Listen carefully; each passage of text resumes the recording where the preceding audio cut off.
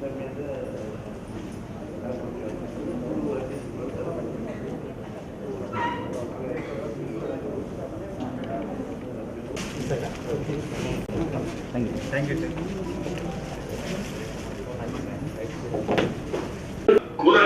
పండ్లు అమ్ముకునేవారు, రోడ్డు పక్కన టిఫిన్ సెంటర్లు కప్పలు బుట్టలు పెట్టుకుని అమ్ముకునేవారు ప్రైవేటు వ్యక్తులపై ఆధారపడి రోజుకి 5 నుంచి 10 రూపాయల వరకు అధిక వడ్డీలకు అప్పు తెచ్చి తమ కాయ కష్టాన్నంతా కారపోస్తూ బతుకు నీడుస్తుండేవాడు.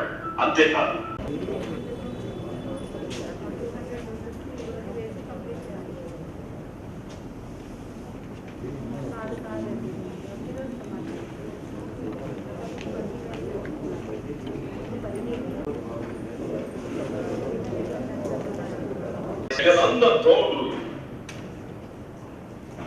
driving like anything, and also the field administration is driving like anything, and also the different states stopping down our fees. Addressing you as Jaganna is really a wonderful achievement. So many millions of people, sir. That is the way they are expressing shows not only umpteen number of skills, they are expressing so much. Just when I am moving in the field, I also discuss about normal people. Whether without my designation or without my asking so many people, sir, whether you are indicating, you are only getting benefit out. But so many people, sir, you have reached their hearts, sir, they are really admiring you like anything. So, sir, not only all the skills, sir, the other states are studying and taking the concept. ఈ రోజు రోడ్ల మీద చిన్న చిన్న వ్యాపారాలు చేసుకుంటా ఉన్నా వీరందరికీ కూడా వడ్డీ వ్యాపారస్తుల దగ్గర నుంచి అధిక వడ్డీకి డబ్బులు తీసుకుని బ్యాంకుల నుంచి రుణాలు పుట్టక అవస్థలు పడుతూ అష్ట కష్టాలు పడుతున్న వాళ్ళందరికీ కూడా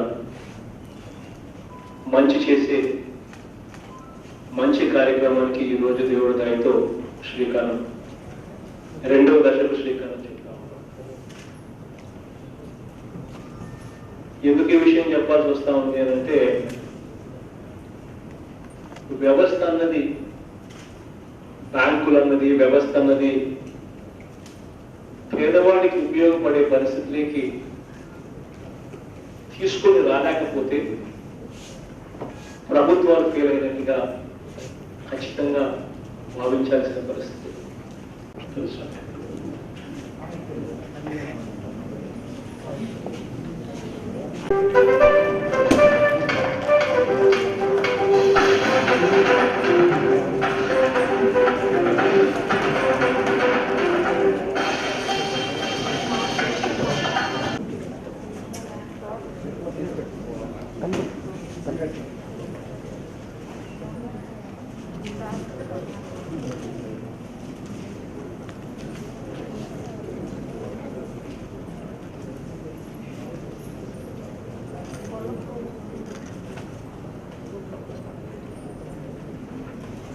గుర్తు చేసుకునేవారు సార్ వీళ్ళందరూ కూడా. ఓకేనా ఓకేనా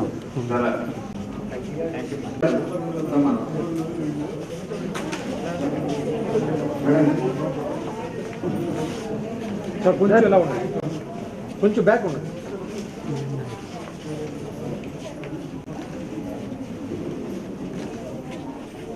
ఓకేనా ఓకే సార్.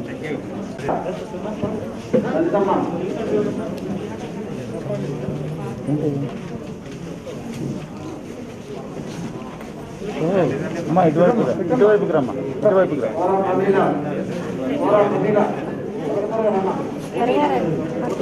అటుకుండాలమ్మా, అటుకుండాలి.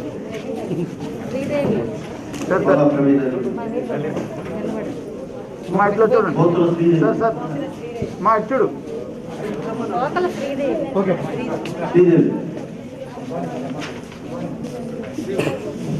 సార్, సార్ దేశీ మా అమ్మ పక్కరా.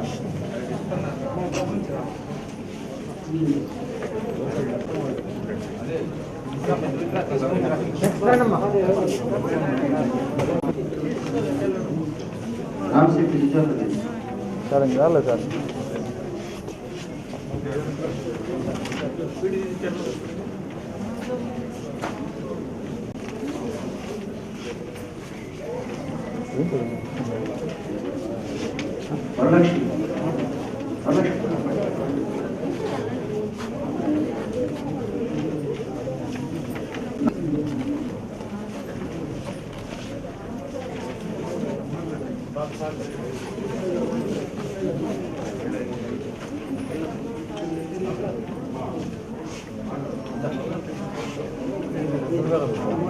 ఉండమ్మా.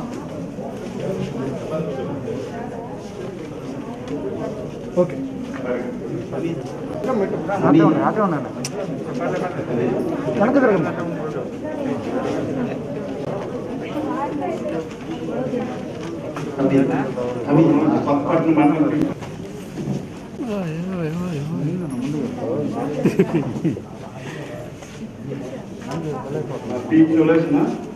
ఇవి పూల వ్యాపారం చేస్తుంటారు సార్ కొత్తపట్నం మండలం. రేవతి కొత్తపట్నం మండలం. మాలతి ఇది రాదు సార్.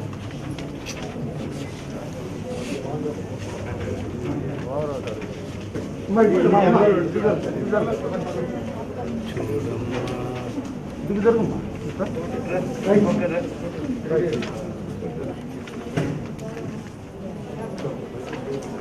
రాయపాటి నిహార్ సార్ శారీస్ మేడం పట్టుకోండి. Okay right. గ్రూపులకి CF sir community investment fund అనేది మన సమస్య 2 లక్షలు ఉషోదయ గ్రామ సంఘం. ఓకే సార్ మీరు చేతులు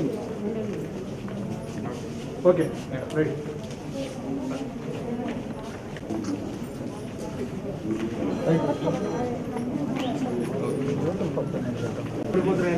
మరి ఈరోజు ఈ కార్యక్రమం వచ్చిన మన గౌరవ మంత్రివర్గ గారికి మా జిల్లా స్థాయి నుంచి క్షేత్ర స్థాయిలో గ్రామ స్థాయిలో ఉన్న అధికారులు సిబ్బందులు అందరూ కష్టపడి ఈ లబ్ధిదారులు సెలక్షన్ అలాగే క్యాప్కో వాళ్ళు రాష్ట్ర స్థాయిలో జిల్లా స్థాయిలో కోఆపరేటివ్ బ్యాంక్ ఇస్త్రీ నిధిలో సరుకులు ఉన్న ఇస్త్రీ నిధి బ్యాంకులో ఉన్న సిబ్బందులు అందరికీ చాలా చాలా ధన్యవాదాలు. ముఖ్యంగా లబ్ధిదారులు మన జిల్లాలో కూడా ఎంతమంది లబ్ధిదారులు ఈరోజు లబ్ధి పొందుతున్నారు అందరికీ ధన్యవాదాలు శుభాకాంక్షలు తెలియజేసుకుంటూ ఇందాక గౌరవ ముఖ్యమంత్రి గారు మాట్లాడుకుంటూ అన్ని విషయాలు చెప్పడం జరిగింది. అలాగే 4 జిల్లాల్లో ఉన్న లబ్ధిదారులు ఏ విధంగా వాళ్ళ పథకం కింద లబ్ధి పొందుతున్నారు, ఇమోషనల్ గా ఏ విధంగా దీనివల్ల వాళ్ళ లైఫ్ లో ఏ విధంగా మార్పు రాబోతుంది చెప్పడం జరిగింది. ముఖ్యంగా ఈ కరోనా టైంలో లాక్డౌన్ ఉన్నా లేకపోయినా ఈ సమయంలో చాలా మంది చాలా ప్రికాషన్ తీసుకుంటారు. ఈ విధంగా చాలా మంది చిన్న చిన్న వ్యాపారాలు ఉన్న వాళ్ళు నష్టం ఎక్కువ జరుగుతుంది. అందుకు తెలిసిన విషయం ఉంది. ఇప్పుడే గౌరవ ఎమ్మెల్యే గారు కూడా చీరాల ఎమ్మెల్యే గారు చెప్పినట్టు ఇలాంటి ఫ్రూట్ వెండర్స్ ఎంతో మంది ఉన్నారు మన జిల్లాలో. మున్సిపాలిటీలో కావచ్చు, కార్పొరేషన్లో కావచ్చు, గ్రామ స్థాయిలో కావచ్చు, అన్ని చోట్ల మార్కెట్ తప్పకుండా ఈ సమయంలో చాలా మంది ప్రికాషన్ తీసుకుంటారు. కాబట్టి మార్కెట్లో డిమాండ్ లేకపోవడం వల్ల చాలా మంది నష్టపోతున్నారు. సో ఈ సమయంలో దీంతో పాటు ఇంకా మన జిల్లాలో కూడా కొన్ని ట్రెడిషనల్ ఆర్టిసన్స్ కొంతమంది ఉన్నారు. తర్వాత ఎంతో మంది ఇలాంటి కార్యక్రమాల్లో పాల్గొంటున్నారు. అందుకు 10,000 ఏ విధంగా వడ్డీ లేని ఆర్థిక సహాయం రాష్ట్ర ప్రభుత్వం ఏర్పాటు చేస్తూ ఉంది, ఏ విధంగా వాళ్ళ లైఫ్లో మార్పు రాకపోతుంది అందరికీ తెలిసిన విషయం. ఇప్పుడు ఒక ఫిగర్ చెప్పాలంటే మన ప్రకాశం జిల్లాలో కూడా ఫేజ్ 1లో ఆల్రెడీ గతంలో కూడా ఈ కార్యక్రమం ఈ విధంగా కార్యక్రమం చేయడం జరిగింది. దాదాపుగా 40,000 లబ్ధిదారులకి బెనిఫిట్ చేయడం జరిగింది. ఇప్పుడు 28,846 మంది ఈరోజు ఇప్పుడు గౌరవ ముఖ్యమంత్రి గారు రిలీజ్ కూడా చేయడం జరిగింది, అది చూడడం జరిగింది. సో ఈ విధంగా దాదాపుగా 68,000 మంది లబ్ధిదారులకి మన జిల్లాలో ఈ 10,000 వడ్డీ లేని రుణాలు ఆర్థిక సహాయం ఈ జగనన్న తోడు 2వ విడత కార్యక్రమంలో చేయడం జరిగింది. అందరికీ చాలా చాలా ధన్యవాదాలు. కానీ ఎప్పుడు కూడా ఒక బెనిఫిట్ వస్తే 10,000 వస్తే ఈ స్కీమ్ గురించి కూడా డిఆర్డిఏ కానీ మెప్మా కానీ ప్రజలకి లబ్ధిదారులకి చెప్తూ ఉండాలి. ఇది ఒక కంటిన్యూస్ ప్రాసెస్. ఈరోజు ఎంతమందికి 10,000 వడ్డీ లేని రుణాలు వస్తుందో ఇంకా చాలా మంది వచ్చే ఫేజ్ లో కూడా 3వ విడతలో కూడా వచ్చే అవకాశం ఉంది.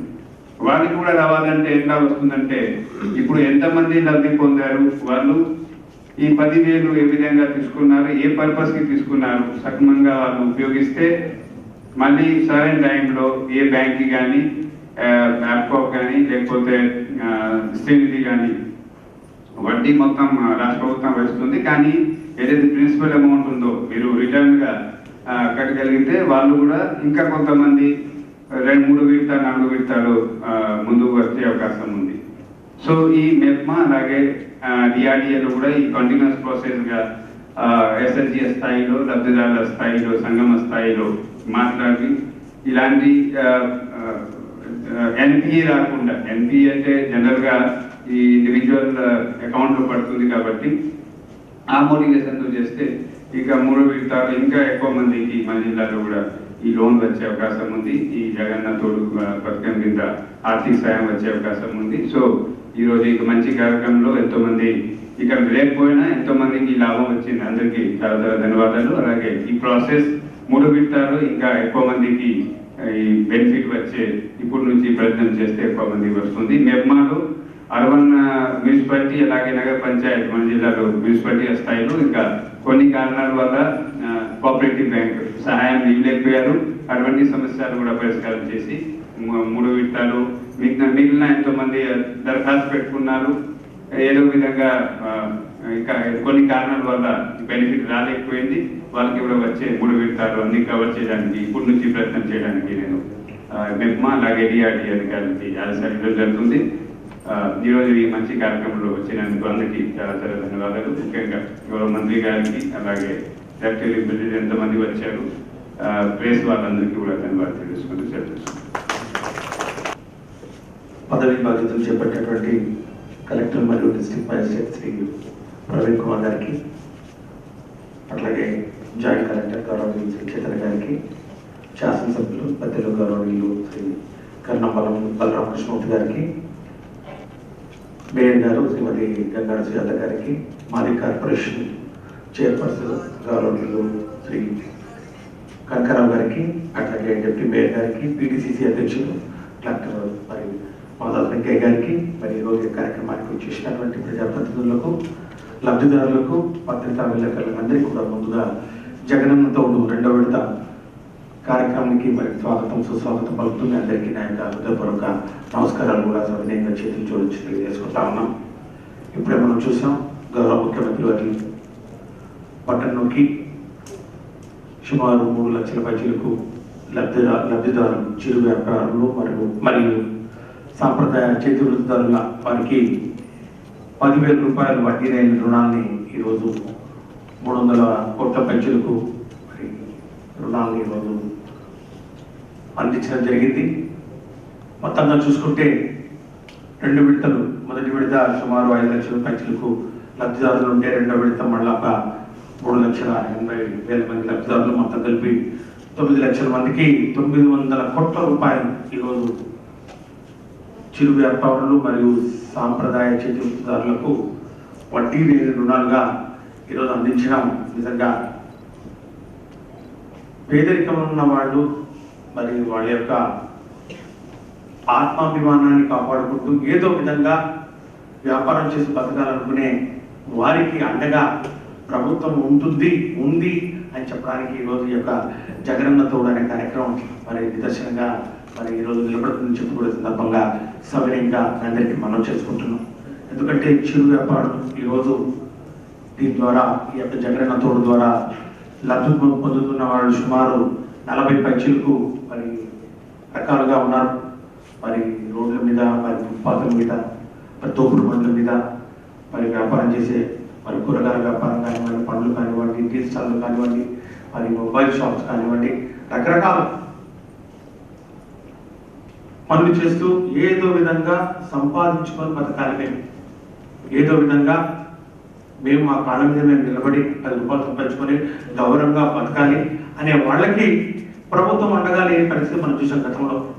సూక్ష్మ రుణాల పేరిట ఏ విధంగా మరి చిరు వ్యాపారంలో, చిన్న వ్యాపారంలో, మరి ముఖ్యంగా పేదరికం మీద ఉన్నటువంటి మరి కుటుంబాలను ఏ విధంగా వాళ్ళు వడ్డీల మీద పెట్టి చక్కెర వడ్డీలు అని చెప్పి మరి ఇందాక ముఖ్యమంత్రి గారు చెప్పినట్లు రూపాయకు మరి 100 రూపాయలకు 10 రూపాయలు వడ్డీ.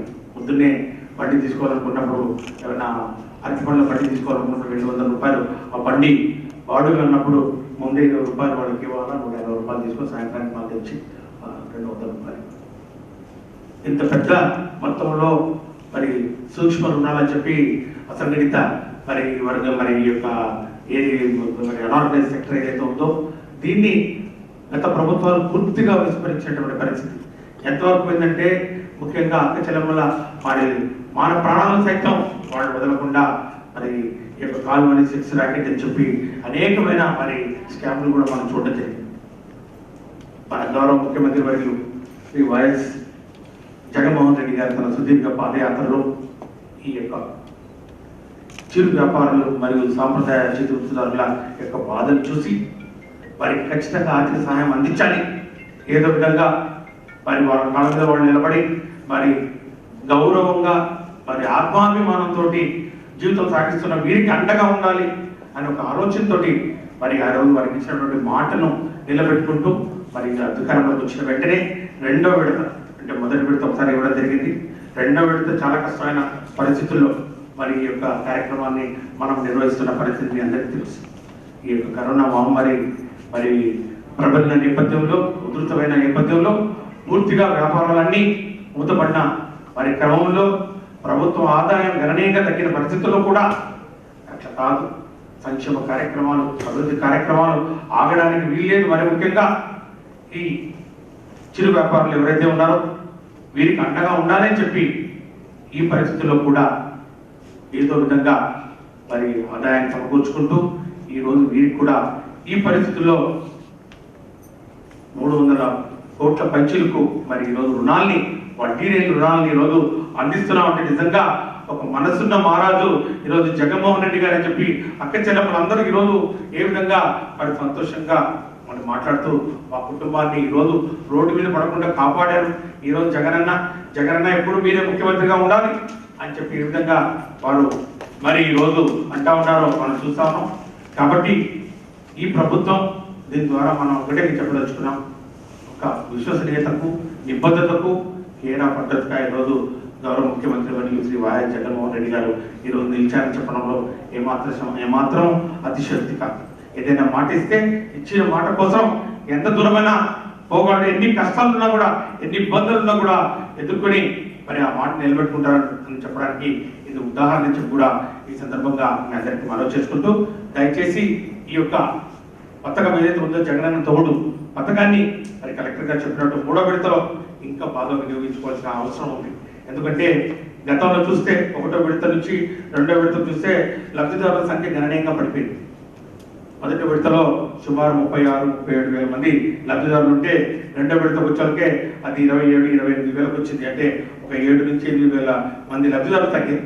ఎందుకని చెప్పిందాక మరి వీడియో కాన్ఫరెన్స్ జరుగుతున్నప్పుడు కలెక్టర్ గారు అడిగితే కొంచెం ఇబ్బందులు ఉన్నాయి. ముఖ్యంగా లబ్ధిదారులకు రుణాలు ఇవ్వాలంటే ముఖ్యంగా ఈ బ్యాంకర్స్ ముందుకు రావట్లేదు. కొన్ని డేటా వాళ్ళకు మరి ముఖ్యంగా ఏవైతే పాన్ నెంబర్ కానివ్వండి, లేకపోతే వాళ్ళకి ఈమెయిల్ ఐడీస్ కానివ్వండి, ఇలాంటి విషయాల్లో మరి వాళ్ళకు సరైన సమాచారం లేకపోవడం వల్ల ఆ సివిల్ రేటింగ్ ఏదైతే ఉందో ఆ సివిల్ రేటింగ్ తగ్గింది. కాబట్టి వారికి ఇక రుణాలు ఇచ్చే వాళ్ళ కేపబిలిటీ తగ్గిపోయాయి. కాబట్టి వాళ్ళకి ఇవ్వలేకపోయామని చెప్పడం జరిగింది. కాబట్టి ఇది రాష్ట్ర వ్యాప్తంగా కూడా ఇదే పరిస్థితి ఉన్నట్టు కనపడతా ఉంది. ఎందుకంటే గత మొదటి విడతతో పోల్చుకుంటే మరి రాష్ట్రంలో కూడా 5 లక్షల పైచీలకు లబ్ధిదారులు ఉంటే 2వ విడతకు వచ్చేసరికి 3.5 లక్షలు పడిపోయిన పరిస్థితి ఉంది. కాబట్టి దయచేసి మీరు కూడా ఈ యొక్క మరి రుణాల్ని, ఈ వడ్డీ లేని ఆర్థిక సహాయాన్ని మీరు కోరుకుంటున్నప్పుడు తగిన సమాచారాన్ని అధికారులకు అందించండి.